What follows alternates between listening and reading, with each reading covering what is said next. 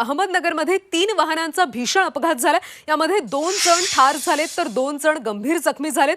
Arangaon Solapur bypass रोडवर trailer आणि ट्रकचा समोरासमोर अपघात झाला।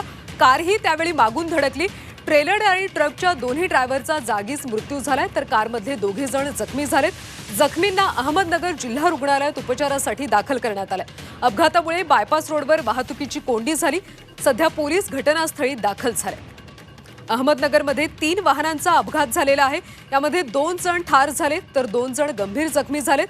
अरणगाव सोलापूर बायपास रोडवर ट्रेलर आणि ट्रकची समोरासमोर धडक झाली आणि त्यानंतर कार देखील मागून येऊन धडकली। यामध्ये ट्रेलर आणि ट्रकच्या दोन्ही ड्रायव्हरचा मृत्यू झाला तर कारमधले दोघे जण जखमी झाले।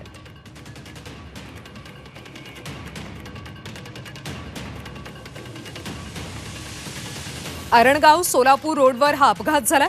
अपघातामुळे बायपास रोडवर वाहतुकीची कोंडी झाली। दरम्यान पोलीस सध्या घटनास्थळी दाखल झाले। अहमदनगरमध्ये 3 वाहनांचा भीषण अपघात झाला।